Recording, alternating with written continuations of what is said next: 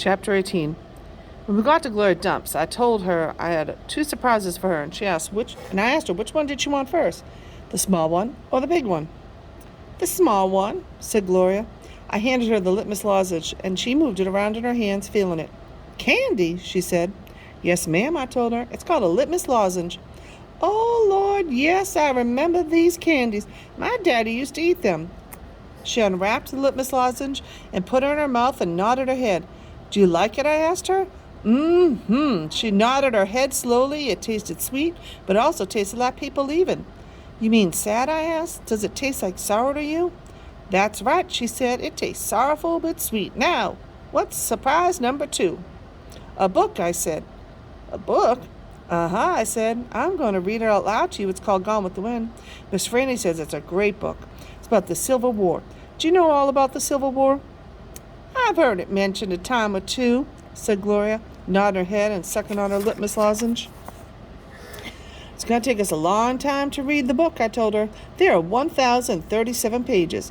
Woo-wee, said Gloria. She leaned back in her chair and crossed her hands on her stomach. We best get started then. And so I read the first chapter of Gone with the Wind out loud to Gloria Dump. I read it out loud enough to keep her ghosts away, and Gloria listened to it good. When I was done, she said it was the best surprise she had ever had, and she couldn't even wait to hear chapter 2. That night I gave the preacher his litmus lozenge right before he kissed me goodnight. What's this? He said. It's some candy that Miss Franny's great-grandfather invented. It's called the litmus lozenge. The preacher unwrapped it and put it in his mouth, and after a minute he started rubbing his nose and nodding his head. Do you like it? I asked him. It has a peculiar flavor. Root beer, I said. Something else. Strawberry? That too, but there's still something else. It's odd. I could see the preacher getting further and further away. He was hunched up, his shoulders lowering, his chin, getting ready to pull his head inside his shell. It almost tastes a little melancholy, he said. Melancholy? What's that? Sad, said the preacher. He rubbed his nose some more. It makes me think of your mother. Winn Dixie sniffed at the candy wrapper in the preacher's hand. It tastes sad, he said and sighed. This must be a bad batch. No, I told him. I sat up in bed. That's the way it's supposed to taste. Litmus came back from the war and his whole family was dead. His daddy died fighting and his mama and his sisters died from a disease, and the Yankees burned his house down, and Litmus was sad, very sad. And what he wanted more than anything in the whole world was something sweet.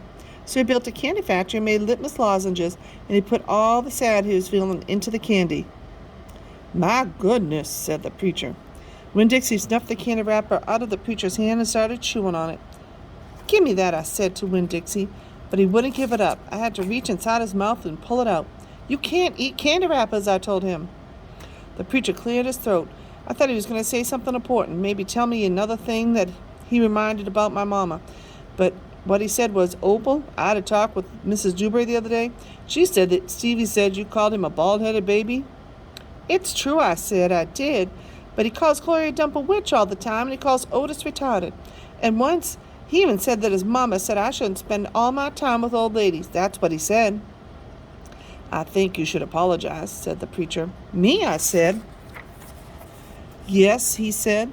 You and tell Stevie you're sorry if you said anything that hurt his feelings. I'm sure he just wants to be your friend. I don't think so, I told him. I don't think he wants to be my friend. Some people have a strange way of going about making friends, he said. You apologize. Yes, sir, I said. Then I remembered Carson. Daddy, I said, do you know anything about Amanda Wilkinson? What kind of thing? Do you know something about her and somebody named Carson? Carson was her brother. He drowned last year. He's dead? Yes, said the preacher. His family is still suffering a great deal. How old was he? 5, said the preacher. He was only 5 years old. Daddy, I said, how could you not tell me something like that? Other people's tragedy should not be the subject of idle conversation. There's no reason for me to tell you. It's just that I needed to know, I said, because it helps explain Amanda. No wonder why she's so pinch-faced. What's that? Said the preacher. Nothing, I said. Good night, India Opal, the preacher said. He leaned over and kissed me. I smelt the root beer and the strawberry and the sadness all mixed together on his breath. He patted Winn Dixie on his head and got up and turned off the light and closed the door. I didn't go to sleep right away. I lay there and thought about how life was like a litmus lozenge, how the sweet and the sad were all mixed up together, and how hard it is to separate them out. It was confusing. "Daddy!" I shouted. After a minute, he opened the door and raised his eyebrows at me. "What was that word you said, the word that meant sad?" "Melancholy," he said. "Melancholy," I repeated. I liked the way it sounded, like there was music hidden somewhere inside it. "Good night now," the preacher said. "Good night," I told him back. I got up out of bed and unwrapped a litmus lozenge and sucked on it hard and thought about my mama leaving me. That was a melancholy feeling. I thought about Amanda and Carson, and it made me feel melancholy too. Poor Amanda and poor Carson.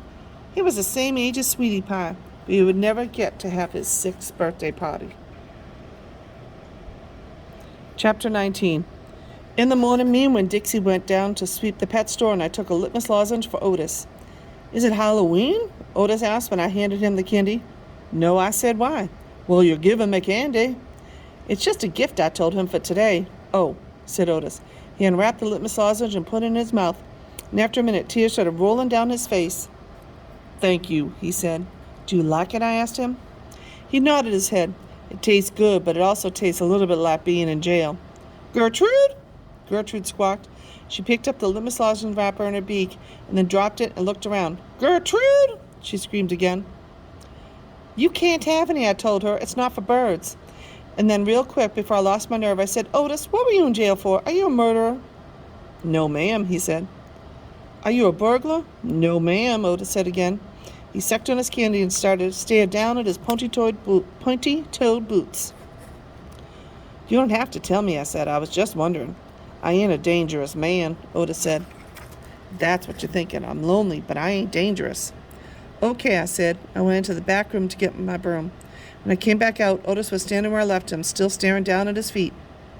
"It was on account of the music," he said. "What was?" I asked. "Why I went to jail. It was on account of the music." "What happened?" "I wouldn't stop playing my guitar. Used to be I played it on the street, and sometimes people would give me money. I didn't do it for the money. I did it because the music is better if someone is listening to it. Anyway, the police came, and they told me to stop it. They said how I was breaking the law the whole time. They're talking to me. I went right on playing my music, and that made them mad. They tried to put handcuffs on me." He sighed. "I didn't like that. I wouldn't have been able to play my guitar with them things on." "And then what happened?" I asked him. "I hit them," he whispered. "You hit the police?" "Uh-huh, one of them. I knocked him out.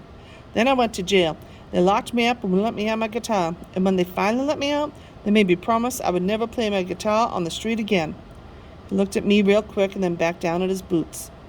"And I don't. I only play it in here for the animals.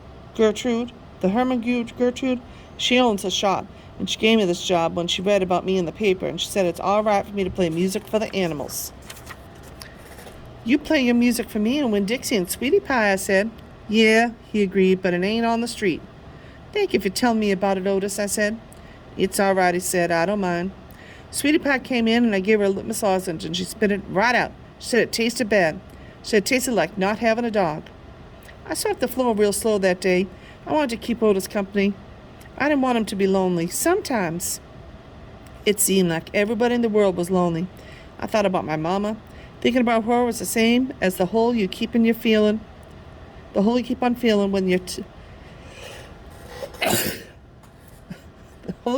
feeling with your tongue after you lose a tooth. Time after time, my mind kept on going to that empty spot, the spot where I felt like she should be.